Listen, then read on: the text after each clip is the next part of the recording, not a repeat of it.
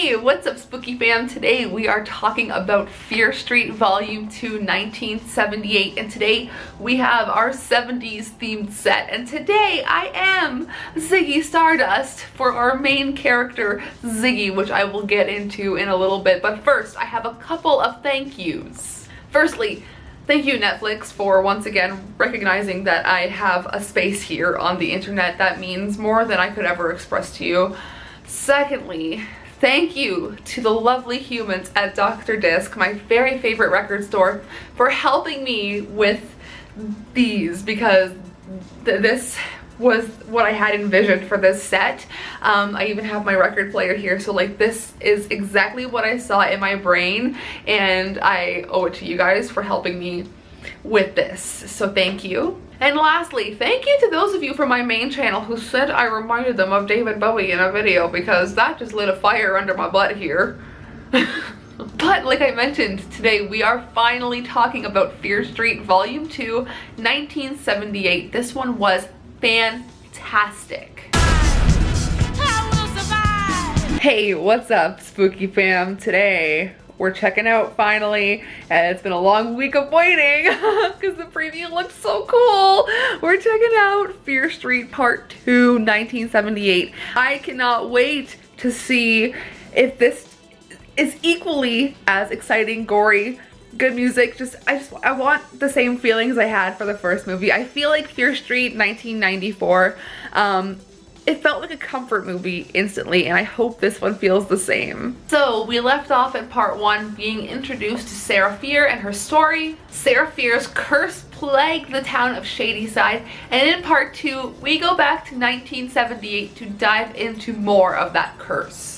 Let me set the scene for you. Shadyside, 1978. School's out for summer and the activities at Camp Nightwing are about to begin, but when another Shadysider is possessed with the urge to kill, the fun in the sun becomes a gruesome fight for survival. I really liked how the stories were connected. I love how everything felt cohesive and it felt good. It felt like it feels like the story, the trilogy that we deserve in the horror community. I don't know, it just feels like a good story, and especially because 1666 feels like it's going to be really dark. I feel like these two are priming us for something dark. But anyways, it does start off in the 90s, because in the last movie we were in 1994. This does start off in that time period, and Gillian Jacobs' character, C. Berman, dives into the story about what happened at the first day of her time at Camp Nightwing and what happened to her sister. This one was really fun. This one had a lot of good gore. I think it had a really good payoff for us near the end. The villain, the bad guy, the possessed Shadysider in this movie, I don't want to spoil anything too much for you guys because I do want you to experience this on your own, but the possessed Shadysider ends up being one of my favorite, I think is probably going to be my favorite villain or like bad guy killer in this series, because he does most resemble Sack Mask Jason. And I do like that we got that at the camp vibes. I mean, there were so many references to older 70s horror movies, especially a beautiful homage to Carrie. And all of the actors had solid performances all the way through, especially Sadie Sink, who is Max from Stranger Things, and Chihara Aurelia, who plays Jeanette in Cruel Summer. I'm halfway done Cruel Summer and I'm really enjoying it, but it was nice to see some familiar up-and-coming faces. I don't know, I just think this was a really good continuation of Fear Street. I thought it was a really fun time. Like I said, there were so many good... They didn't miss an opportunity to give us some gratuitous gore. And I like that a lot of the gore was head trauma, because I am like Ari Aster, I guess. I really like head trauma in movies. I don't know why.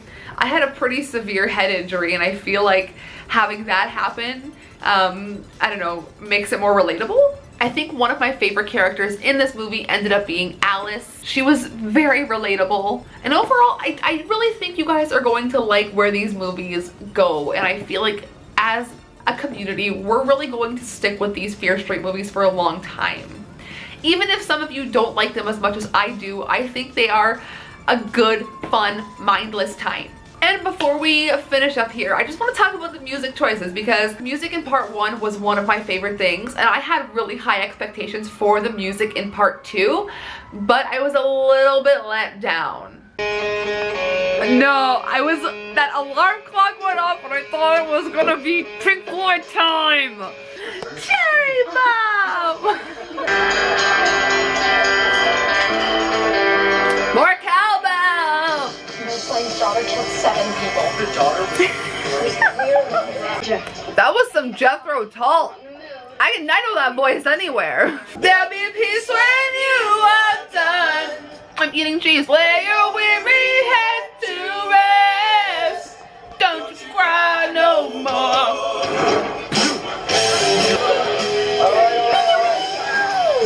Ah, baby, my heart is full of love and desire for you.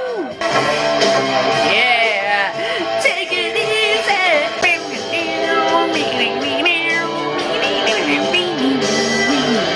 Even though I had a really fun time with the music in this movie and it did bring back a lot of good nostalgia, I think there was a missed opportunity.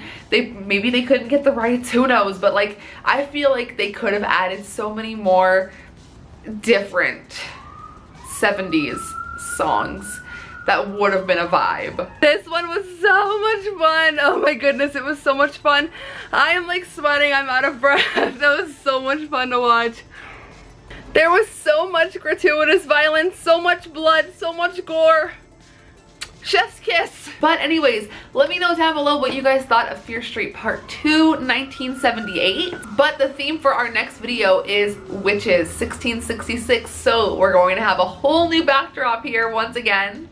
And then after this whole Fear Street review series I've got going on here, I have a new series in the works for you guys, and I'm really excited about it. I've been putting a lot of effort into it, so we're gonna keep movie reviews, we're gonna keep this new series going, and we're gonna keep hauls going, and the occasional short horror film reaction, just a heads up. So if you enjoyed this video, please go ahead and give it a thumbs up, subscribe for more, check out my main channel for reaction videos, check out all of my links down below if you would like to support the channel in any way, shape, or form, or see any more of me. Once again, thank you so much, Netflix, for taking the time to recognize that I am a human. And I will see you guys in my next video. Sayonara, Spooky fam. Can't stay out of school.